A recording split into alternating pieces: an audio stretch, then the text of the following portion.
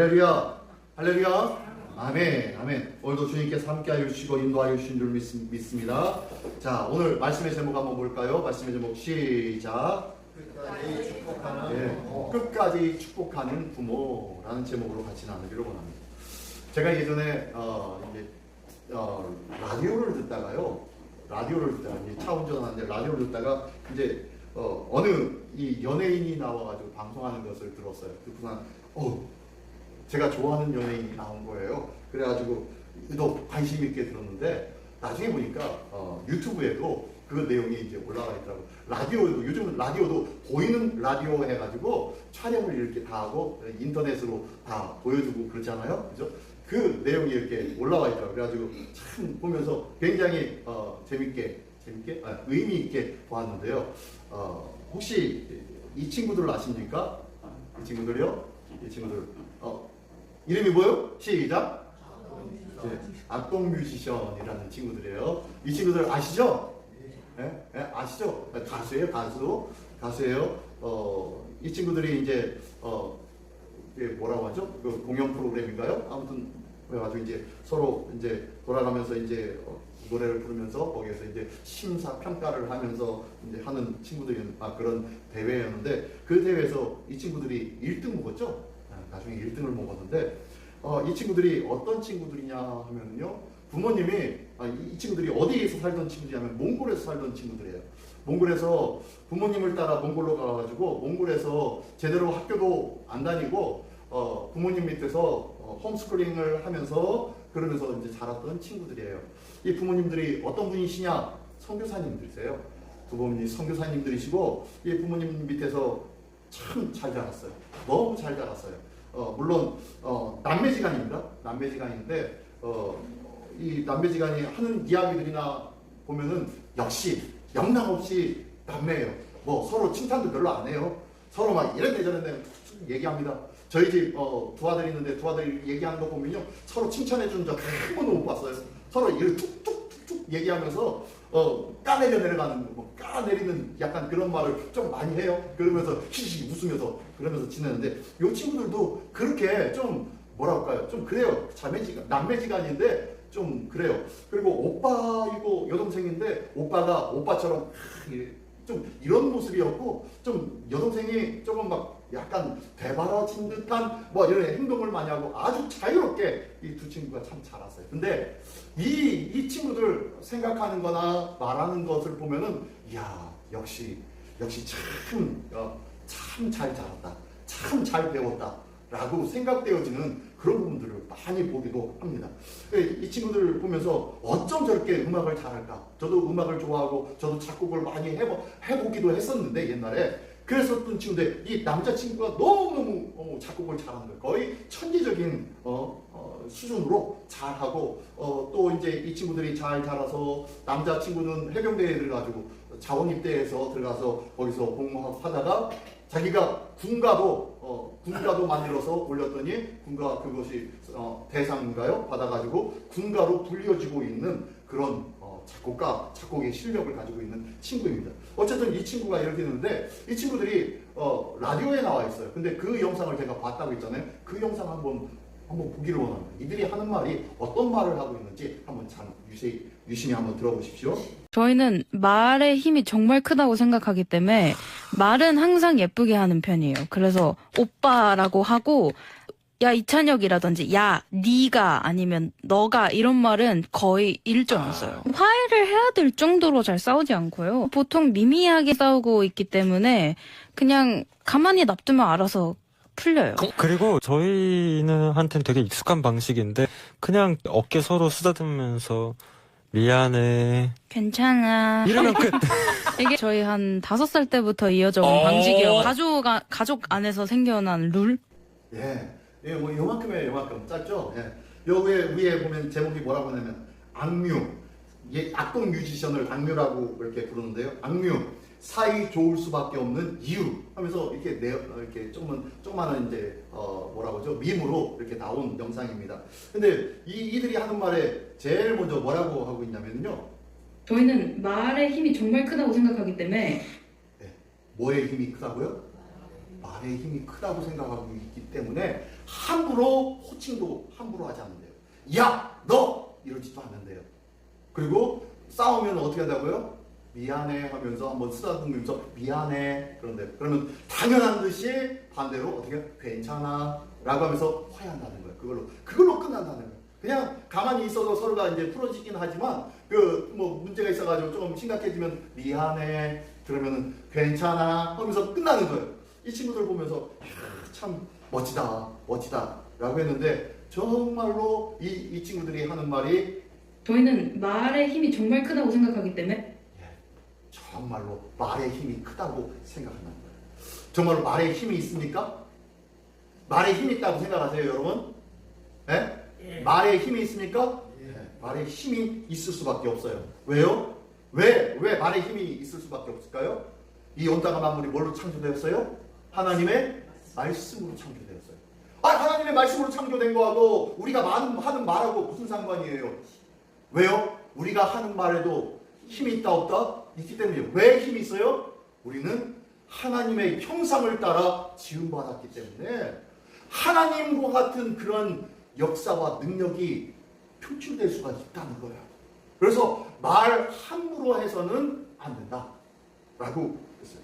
예전에 저희 사모하고 같이 처음 만나고 이제 그랬을 때 결혼하고 난 다음에 이제 결혼했으니까 두 사람이 만났으니까 부부싸움 할 때도 있잖아요. 그죠? 한두 번 있잖아요. 그죠? 부부싸움 할 때 막 얘기하다가 듣고서 딱 제가 하는 말이 있었어요. 근데 저희 사모는요, 그 말이 제일 싫었대요. 제가 하는 말 중에서. 그 말이 제일 싫었대요. 그 뭐냐면은, 막 얘기하고 서로 막 얘기하다가, 제가 뭐 하나 딱 잡으면은, 지금 한 말 다시 한번 얘기해봐. 라는 얘기예요. 지금 그 말 다시 한번 얘기해봐. 라는 거예요. 왜 그때 그런 말을 하냐면, 그 말은 틀렸기 때문에, 막 상대방 막 이제 말싸움을 하다가, 상대방이 틀리면은요, 곧바로 거기에다 반응하는 그 말 다시 한번 해봐. 그러면은요, 이제 저희 사모도 이제 알죠. 말 실수했다. 라고 생각하는데 그 말 다시 하라고 하면요. 그 말을 다시 하기가 그렇게 싫었다는 거예요. 사람이 말을 하는 것들이요. 얼마나 중요한지 몰라요. 말 한마디에 상대방의 마음이 완전히 회파되어질 수도 있고요. 말 한마디에 한 사람의 마음이 아무것도 할 수 없는 무능한 자가 아주 어마어마한 능력을 발휘할 수 있는 실력자로 바뀌어질 수 있다는 것을 아시잖아요. 그죠? 우리 다 아시잖아요. 그죠? 우리 말에는 이렇게 아주 큰 힘이 있습니다. 자, 그렇다면 오늘 제목이 뭐라고 했죠? 오늘 말씀의 제목이요. 자, 다시 한번 읽어봅니다. 시작. 끝까지 축복하는 부모. 자, 끝까지 축복을 하는데 어떻게 왜 해야 되는지 한번 그 내용을 한번 같이 나누기 보기를 원합니다. 그 말에는 힘이 있는데 라고 했던 저희는 말의 힘이 정말 크다고 생각하기 때문에 이 친구들처럼 말의 힘이 크므로 부모로서 자녀에게 하는 말의 힘도 크다 작다? 크다는 것을 기억하면서 한번 같이 나누기를 원합니다. 자, 오늘 본문의 배경의 내용입니다. 첫 번째 한번 읽어봅니다. 8절부터 10절까지의 내용이 어떤 내용이냐면 야곱이 시작. 자, 야곱이 이제 애굽 땅에 먹을 것을 구하러 내려갔다가 누구를 만납니까? 죽은 줄 알았던 요셉을 만났어요. 너무 기뻐요. 근데 보니까 이 요셉에게는 두 아들이 있네요. 두 아들이 있으니까 이 두 아들을 데려오라고 합니다. 데려와서 축복해주고 싶은 거예요. 누가? 야곱이. 근데 이 야곱이 축복해주고 싶은데 한번 두 번째 한번 읽을까요? 11절로 12절까지 시작. 야곱이 두 아들을 양자로 삼은 거예요. 이건 또 뭔 소리예요? 이건 또 뭔 소리냐면요. 오늘 본문의 말씀 바로 앞에 있습니다. 저 앞에 5절과 6절의 말씀인데요. 5절과 6절 한번 말씀 한번 읽어볼까요? 시작. 내가 애굽으로 와서 네게 이르기 전에 애굽에서 네가 낳은 두 아들 에브라임과 므낫세 르우벤과 시므온처럼 내 것이 될 것이요 이들 후에 내 수생은 네 것이 될 것이며 그들의 유산은 그들의 형의 이름으로 함께 받으리라. 자, 이게 뭔 소리냐면 참 야곱이 요셉을 만나고 보니까 너무 좋아요. 그러고 보니까 두 아들도 있는데요, 두 아들도. 그러니까 이 두 아들을 뭐 어떻게 합니까? 지금 오전에 말씀해 보니까요. 예, 네가 이 애굽 땅에서 나온 이 두 아들, 에브라임과 므낫세, 이 두 아들은 누구 거? 누구 거? 내 거야, 내 거. 지금 누가 얘기하는 거예요? 야곱이. 야곱이 뭐라고 하면 네 두 아들 내 거야, 내 거. 내 거고, 그리고 이 두 아들 이후로 태어난, 이들 이후로 태어난 네 소생은 그것이 바로 네 거야 라고 하면서 나눴어요. 그러니까 에브라임과 므낫세는 이 요셉이 나왔지만 누구의 아들이 되어버린 거예요? 아버지 야곱의 아들이 되어버린 거예요. 졸지의 형제가 되어버린 거예요. 졸지의 형제가. 그 정도로 양자로 입양을 한 거예요. 그리고 그 뭐라고 합니까? 에브라임과 므낫세는 내 것이라, 르우벤과 시몬처럼 내 것이 될 것이요 라고 하면서 야곱이 그러는 거예요. 르우벤과 시몬이 누구예요? 네, 첫째와 둘째 아들이에요. 야곱의 첫째 아들과 둘째 아들처럼 이 에브라임과 므낫세도 내 것일 거야 라고 하면서 입양을 시켜버린 거예요.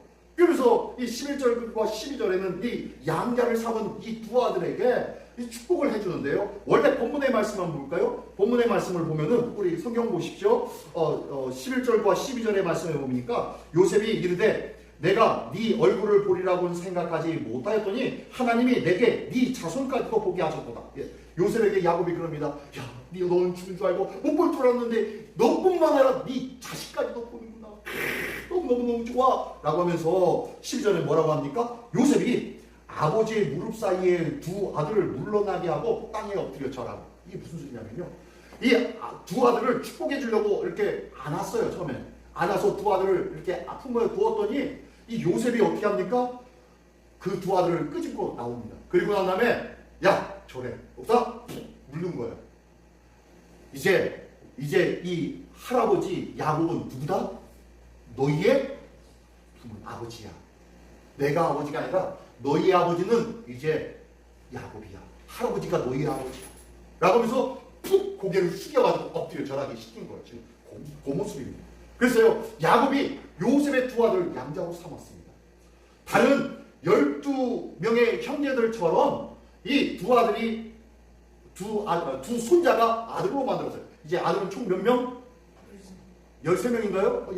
요셉도 있잖아요. 총 14명이죠. 14명이 되었어요. 근데 14명인데 12지파 중에서 어느 지파는 없어요? 이 14명 중에서 어떤 지파는 없어요? 요셉 지파는 없어요. 요셉 지파는 이 두 아들 에브라임과 므낫세로 전가되어졌기 때문에요. 요셉은 빠져나갑니다. 요셉은 빠져나가고 어디로 들어가요? 결국에는 요셉과 요셉의 자녀들은 어디로 가냐면 에브라임과 므낫세 밑으로 다시 들어가요. 에브라임과 므낫세 밑으로 들어가고요. 그래서 야곱의 아들이 몇 명이 되는 거예요? 그러면 총 13명이 됩니다. 13명이 돼. 이스라엘의 지파는 몇 지파? 12지파인데 한 지파는 남네요. 한 지파는 무슨 지파? 레위 지파. 예, 제사장 지파라고 했죠. 제사장 지파는 빼고 나머지 12지파로 만들어서 이제 사역의 하나님의 역사가 흘러갑니다. 자, 이렇게 되는 것이 있는데 어쨌든 야곱이 이 두 아들을, 요셉의 두 아들 당신의 자녀를 삼으니까 요셉이 그에 맞게끔 행동을 취하는 거야. 이제부터는 너희 할아버지가 아니라 아버지야 하면서 저를 시켜버리고 지금부터는 이제 아버지로 섬기도록 만드는 거예요. 자, 그리고 세 번째 볼까요?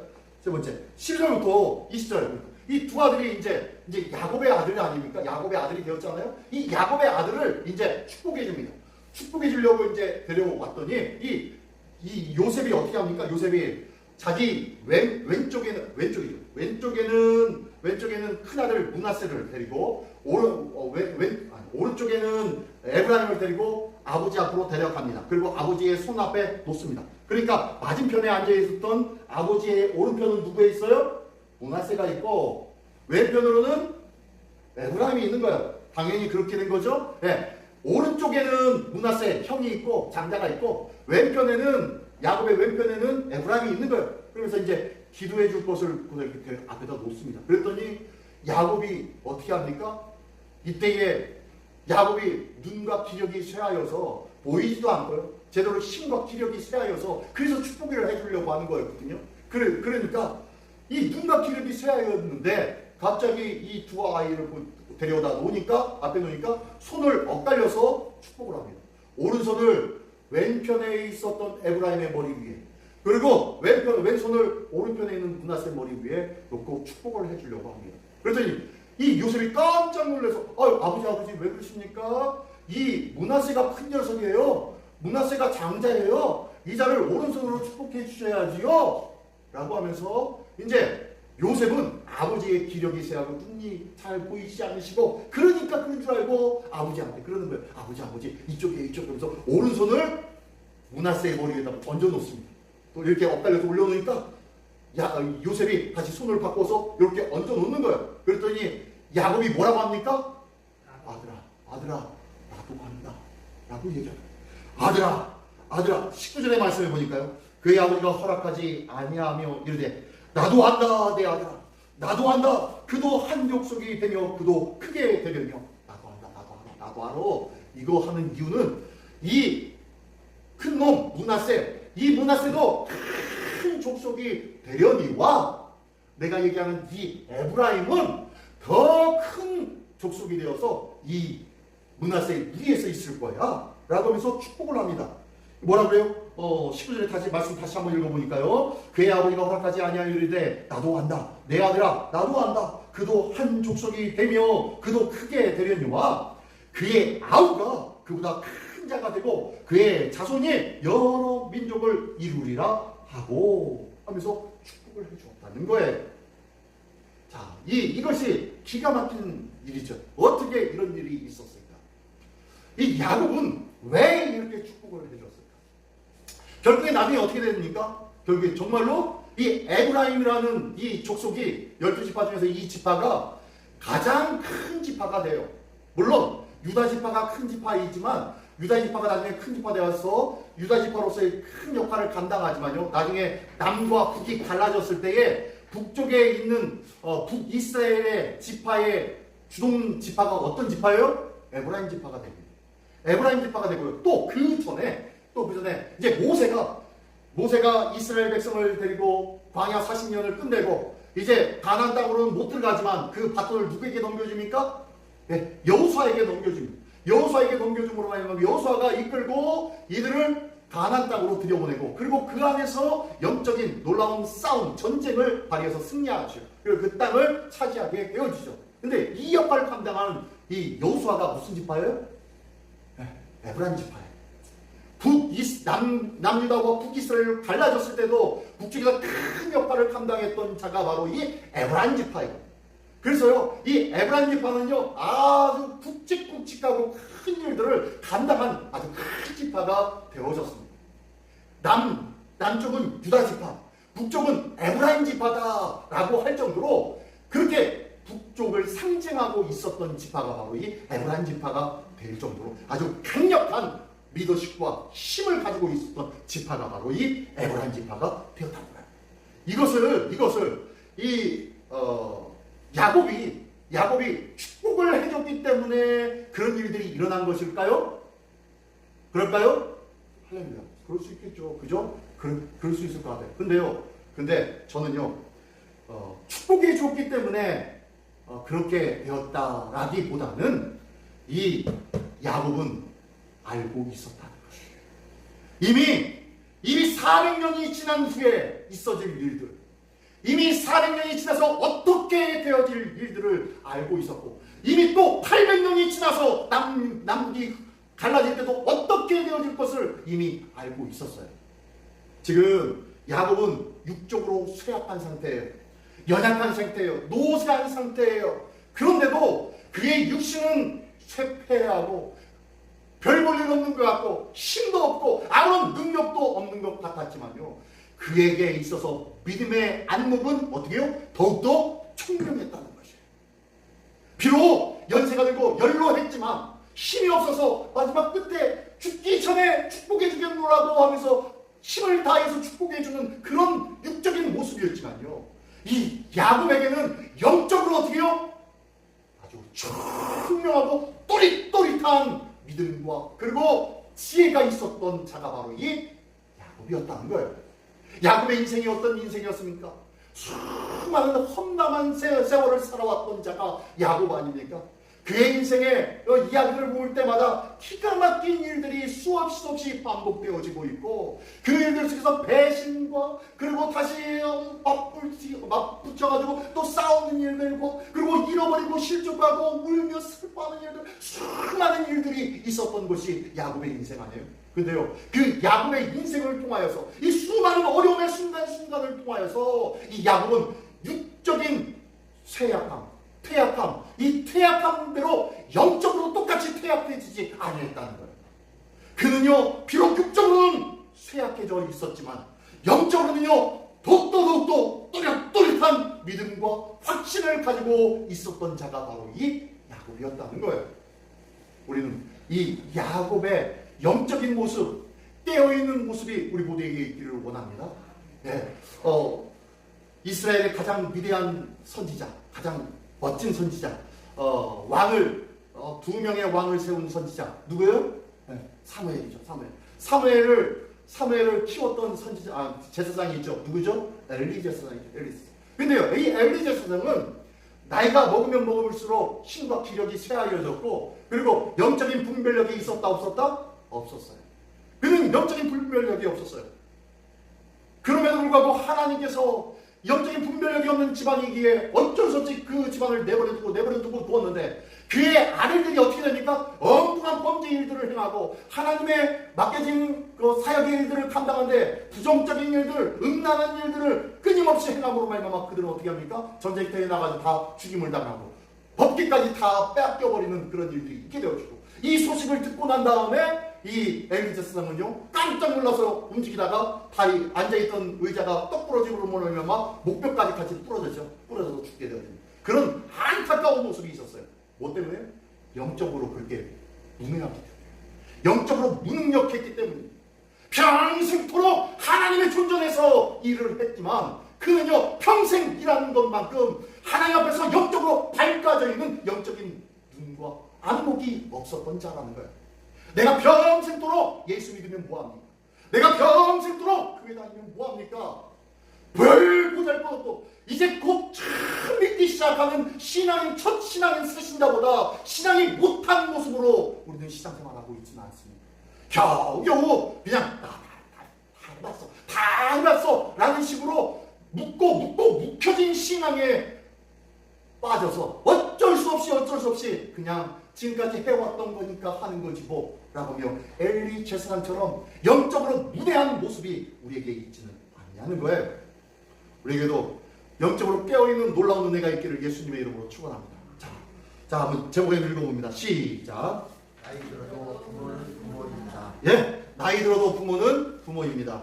기억하십시오. 첫 번째, 자, 읽습니다. 시작. 나는 어떤 눈으로 자녀를 바라보고 있는가? 예, 내가 지금 보는 눈은 어떤 눈으로 나의 자녀를 봅니까? 내 자녀가 세상에서 잘 되고 성공하면은 자랑거리가 되고 기쁨이 되고, 그리고 많은 사람들 앞에서 이야기할 만한 이야기거리가 되는 그런 자녀입니까? 아니면 그럼에도 불구하고 하나님께서 역사하시고 하나님께서 붙잡아 주시고 하나님께서 다시 세워주실 것을 기대하며 기도하며 하나님 앞에 맡기는 신앙의 모습으로 자녀를 보고 있습니까? 나의 믿음의 눈은 어떠냐는 거예요. 부모로서 세상 사람처럼 돈 잘 벌고 성공했다고 얘기하고 좋은 아파트 크고 좋은 차 타고 다닌다고 떵떵거리며 자랑하는 그런 부모가 나는 아닙니까? 우리의 자녀를 바라보는 눈이 제대로 보기를 원합니다. 영적인 눈이 띄어져서 바라보기를 원합니다. 두 번째로는요, 읽습니다. 시작. 자녀가 성장하면 해줄 것이 적다. 이게 무슨 소리입니까? 자녀가 크니까요, 돈도 벌고요, 할 수 있는 것이 더 많아요. 그리고 나보다 더 많이 알아요. 나보다 더 똑똑한 것 같아요. 그러니까 이제 가끔 가서 신방에 보면 그러세요. 연세 드신 우리 성도님들이 이제는요 애들한테 내가 해줄 수 있는 것이 없어요. 해줄 수 있는 것이 없어요. 그러는 거예요. 정말로 여러분, 해줄 수 있는 것이 없습니까? 어렸을 때는 먹이고 입히고 그리고 보채고 뭐 돌보면서 키웠는데 이제 그들이 다 자라고 장성하고 나보다 더 능력 있는 것 같고 더 사회적으로 덕망 있는 것 같으니까 나는 그들에게 해줄 것이 없어요 라고 하면서 그 자녀들이 도로 갚아주는, 자녀들이 섬겨주는 그것만 바라보고 있지는 않냐는 거예요. 우리 부모로서 기억하십시오. 제목이 뭐라고요? 제목 한번 읽어봅니다. 시작. 나이 들어도 부모는 부모예요. 나이 들어도 부모는 끊임없이 자녀들에게 공급해줘야 할 줄 믿습니다. 줄 곳이 없는데요. 줄 곳이 없는데요. 돈도 다 쓰고요. 이제 애들이 주는 용돈이나 받아가지고 쓰고 있는데 뭘 애들한테 준다고요? 아니요. 줄 수 있는 것이 많이 있어요. 줄 수 있는 것이 뭘 줄 수 있습니까? 네. 하나님의 은혜와 이제는 하늘의 상급을 내가 받았음을 믿고, 그리고 그 축복을 내가 받았음을 믿고 이 하늘의 은혜와 축복을 흘려보내야 되는 거예요. 어렸을 때는 그들이 필요한 것, 공과금도 대주고 용돈도 대주고 그리고 먹을 것도 대주고 입을 것도 대주는 일들을 했지만, 이제 나이 들어서는 해야 될 일들이 뭐냐면요, 그의 영적인 일들을 위해서 그의 영적인 양육자로 서야 된다는 거예요. 그들에게 필요한 것이 이 땅의 물질만 필요한 것이 아니라 하나님의 은혜가 필요하고 하늘의 신령한 축복이 필요하고 이 땅이 아니라 영원한 생명이 필요하다는 것을 전해줘야 된다. 더 중요한 것, 이 땅에 70년 80년밖에 안 되는 인생을 위해 살아가는 그것만 위해서 그것이 다인 것처럼 착각하지 마십시오. 우리는 그보다 더 중요한 영원한 세계가 있다는 것을 믿고 그 영원한 세계를 위하여서 자녀들에게 준비하라고 끊임없이 준비해 줄 수 있는 그런 믿음의 후원자가 되어줘야 할 줄 믿습니다. 이게 바로 부모의 역할이에요. 그래서 나이 들어도 부모는 부모 역할을 감당해야 할 줄 믿습니다. 세 번째는요, 시작. 그러나 부모는 나이 들어도 부모이다. 부모는 하나님이 세우신 축복의 동물이다. 좀 전에 한 말 그대로예요. 나이는 들었어도, 연세는 많이 들었어도, 힘은 없어도 부모인 줄 믿습니다. 부모로서 영적인 은혜를 나눠주고 나를 통하여서 하나님의 축복을 내세워주고 흘려보낼 수 있는 축복의 통로 역할을 부모가 감당해야 돼요. 누가 감당할 수 있을까요? 이 일들을 세상이 감당할 수 있을까요? 아니요. 세상이 전혀 그들에게 하나님의 은혜와 사랑과 그 놀라운 축복을 전해주지 못해요. 부모만이 영원한 생명의 일들을 이야기해 줄 수 있다는 거예요. 이 귀한 축복의 통로, 진정한 축복의 통로의 역할을 감당하는 우리 부모님들이 되시기를 예수님의 이름으로 축원합니다. 두 번째는 제목감이 있습니다. 시작. 살아있는 믿음의 사람 야곱. 야곱은 믿음의 사람입니다. 야곱은 눈은 어둡고 몸은 쇠약하지만 어떻게 해요? 이들은 누구냐라고 하면서 그들을 부릅니다. 이들이 누구냐라고 하면서 부릅니다. 그들이 누구였어요? 에브라임과 므낫세죠. 이들을 누구냐라고 하면서 부른 이 부름은 어떤 부름이에요? 기대의 찬 부름. 너 요셉만 보는 것만 해도 기쁜데 너의 아들까지도 보니 내 마음이 기쁘구나라는 기쁨이에요. 우리 자녀들이 하는 일들에 대하여서 늘 칭찬할 수 있는 우리 모두가 되기를 원합니다. 네가 하고 있는 일이 뭔지 모르겠지만 네가 하고 있는 일들을 위해서 나는 기뻐한다. 나는 늘 지원한다. 나는 너를 믿는다. 라는 이 믿음과 신뢰의 모습을 우리 부모님이 자녀들에게 보여줘야 할 줄 믿습니다. 이들이 누구냐? 제 아들들입니다. 그래. 이제부터는 네 아들이 아니라 내 아들이다. 라고 하며 너무너무 기쁜 모습으로 그들을 축복하는 거예요. 자녀들이 하는 일들에 대해서 부모님은 그거 가지고 되겠니? 그거 하면 사람들이 뭐 좋아나 하겠니? 그것보다는 이걸 해야 하지 않겠냐? 라고 하지 않기를 원합니다. 그렇지 않고요. 그들이 하고 있는 그 모든 일들에 대해서 긍정적으로 말해주고 권면해주고 칭찬해줄 수 있는 그런 부모가 되기를 원합니다. 뭐 어떻게 해요? 자, 마지막으로 한번 읽어봅니다. 시작. 하나님의 약속으로 축복하는 사명자. 이게 뭡니까? 다시 한번 읽습니다. 육신의 시작. 육신의 상태와 상관없이 마지막 사명을 행하는 축복의 사람이에요. 마지막으로 힘과 기력이 다 세했어도 끝까지 믿음으로 영적인 것들은 꼭 지켜야 되니까 이 영적인 것들을 축복해 주는 거예요. 영적인 은혜와 축복을 나눠주는 거예요. 하나님께서 나와 함께 하신 그 놀라운 은혜의 일들을 고백하고 그리고 그 자녀들에게 보여주고 얘기해 주는 거예요. 나에게 주신 하나님의 은혜가 있으십니까? 내가 경험한 하나님의 역사가 있으십니까? 내 안에 두고 재우고 잘 숙성시켜서 내버려 두지 않고 이것 가지고 천국까지 앉기를 원합니다. 내게 주신 하나님의 은혜를요, 날마다 퍼서 많은 사람들에게 나눠주기를 원합니다. 내게 주신 하나님의 은혜와 역사가 어떠했는지 많은 사람들에게 자랑할 수 있는 자 되기를 원합니다. 부어주고 나눠줄 때 나의 삶도 더욱더 풍성하게 되어질 줄 믿습니다. 이게요, 부모된 자로서 해야 할 일들입니다. 자, 마지막으로 보겠습니다. 축복하는 부모인가? 나는 자녀를 축복하고 있습니까? 아니면은 저주하고 있습니까? 축복하는 부모는 어떤 부모예요? 내게 허락하신 하나님의 은혜를 알려주고 전하는 그런 부모가 축복하는 부모예요. 하나님께서 너희 아버지 나에게, 하나님께서 너희 어머니 나에게 이런 은혜를 주셨어. 저런 은혜를 주셨어 라는 것을 전해주는 것이 바로 축복이에요. 이것을 전해주면서 너에게도 이 귀한 하나님의 은혜가 넘치기를 원한다. 나는 기도하고 있단다. 기도하고 있단다. 라고 하면 축복해주는 그런 부모가 되어지기를 원합니다. 두 번째 읽습니다. 시작.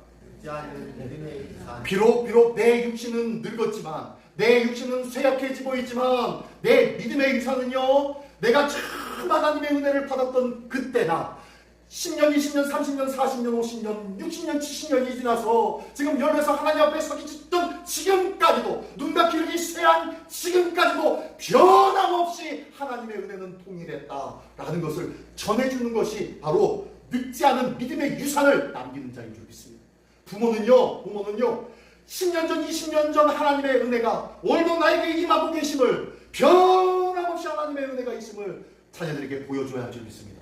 그래서요, 자녀들에게 늘 어떻게 해야 되냐면요, 이걸 해야 돼요. 이걸 어떻게 해요? 마지막 세 번째 읽습니다. 시작. 자녀에게 남길 믿음의 흔적은 네, 자녀에게 남길 믿음의 흔적은 무엇입니까? 이 믿음의 흔적이라는 것이 뭡니까? 자, 이 믿음의 흔적이라는 것이 바로 한번 읽어봅니다. 첫 번째, 매일 시작. 매일 자녀의 이름을 부르며 기도하기. 예. 두 번째, 시작. 대화 속에 말씀의 향기 담기기. 세 번째, 축복, 긍정, 격려로 길을 열어주기. 지금까지 얘기했던 얘기예요. 매일 자녀들의 이름을 부르며 기도해 주는 것이 부모의 흔적인 줄 믿습니다. 그리고요, 대화할 때마다 말씀이 그 안에 담겨져 있어야 할 줄 믿습니다. 은혜의 말씀이요, 소망의 말씀이요, 내게 주신 말씀들을 그 내가 전하는 말씀의 한 구절이라도, 한 부분이라도, 한 어절이라도 담겨있기를 원합니다.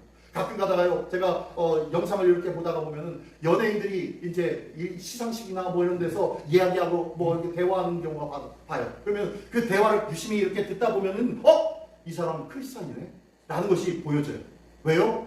그가 사용하고 있는 단어가 성경적인 단어, 교회에서 믿음의 단어를 많이 사용하는 사람들이 있어요. 근데 세상 사람들은 잘 모르죠. 근데요, 믿음에 있는 안에 있는 사람들은 저 사람 크리스천 아니야? 라고 하면서 찾아봅니다. 이거 인터넷 찾아보면서 이 사람은 믿음의 사람인가 보면 영락없이 이 사람은 어디 교회 안수집사입니다. 어느 교회 어디 헌신하고 있습니다. 어디에서 어떻게 봉사하고 헌신하며 봉사하고 있습니다. 이런 것들이 나와요.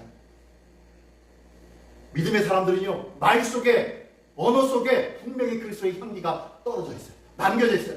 세상에 있는 이야기, 유행가처럼 흐르는 그런 말들만 하는 자들이 아니라 하나님의 말씀을 늘 묵상하고 하나님의 이야기를 늘 행하는 자들은요, 그의 말 속에서 알게 모르게 하나님의 은혜의 이야기가 튀어나와요.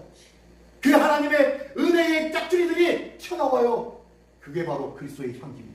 그게 바로 말씀의 향기도 될 수 있고요. 그것으로 인해서 예수 그리스도의 은혜의 영향력을 행사하고 나타내는 자의 삶인 줄 믿습니다. 오늘도 나의 예술 속에, 나의 언어 속에 하나님의 말씀은 얼마만큼 들어있는지 돌아보기를 원합니다. 마지막으로요, 축복과 긍정과 격려로 길을 열어주기. 누구의 길을? 자녀의 길을 축복해주고 긍정해주고 격려해줘야 된다는 거예요. 왜요? 예, 이들은 누구냐라고 앞에서 물어봤을 때 그들은 하나님의 축복의 자녀이고 기대할 수 있는 자녀이고 그들은 하나님의 은혜와 사랑으로 붙잡힘을 받아야 할 자녀임을 이 야곱이 알고 이들은 누구냐라고 하며 반겨 맞이하였던 것처럼 자녀들에게도요, 늘 축복과 긍정과 격려로 이야기해 줘야 된다는 거예요. 솔직히 부모로서 우리 자녀들이 행하는 일들, 결정하는 일들 보면 왜 그런 걸 해가지고 애를 쓰는지 모르겠어. 도저히 이해가지 않는 부분들이 있어요, 없어요? 많아요. 하지만 그러한 일들 속에서도 자녀들이 결정하는 것들에 대해서 칭찬해 줄 수 있는 부모가 되기를 원합니다. 격려해 줄 수 있는 부모가 되기를 원합니다. 그리고 우리가 할 수 있는 것은, 부모가 할 수 있는 것은 뭐예요? 기도밖에 없어요. 기도밖에 없어요. 그들의 이름을 부르며 날마다 기도해 주는 것. 이것이 바로 진정한 축복의 부모의 모습인 줄 믿습니다. 오늘도 끝까지 축복하는 부모. 이 야곱이 죽기 이르고 직전까지도 당신의 손주를 자녀를 삼아서 축복해 주었던 것처럼 끝까지 우리의 자녀들을 축복해 줄 수 있는 우리 모두가 되기를 원합니다. 우리 부모님들, 우리 있을 속에 축복의 일들이 차고 넘치시기를 예수님의 이름으로 축원합니다. 축복하는 자 축복을 받게 될 줄 믿습니다. 축복하는 자 하나님의 은혜 안에 거하게 될 줄 믿습니다. 축복하는 자 하나님께로 다시 돌아오게 될 줄 믿습니다. 축복하는 자 축복한 대로 이루어지게 될 줄 믿습니다. 이 귀한 은혜가 있는 우리 모두의 삶이 되어지기를 예수님의 이름으로 축원합니다. 기도하겠습니다. 지금 나차 목소리 기도할 때 하나님 오늘도 진정으로 축복하는 부모가 되게 하여 주시옵소서. 자녀들의 많은 일들을 바라보며 늘 축복하며 늘 기도해 줄 수 있는 축복의 부모가 되어지기를 원합니다. 끝까지 축복해 줄 줄 아는 하나님의 부모로서의 역할을 감당하게 하여 주시옵소서. 다같이 한 몫으로 기도하겠습니다. 할렐루야. 하나님 아버지 감사합니다. 주님께서 함께하여 주시고 오늘도 아버지 믿음의 아버지 의심과 우리를 도와주시사 아버지 축복의 잔으로 허락하여 주셔서 오늘 하나님께 감사드립니다.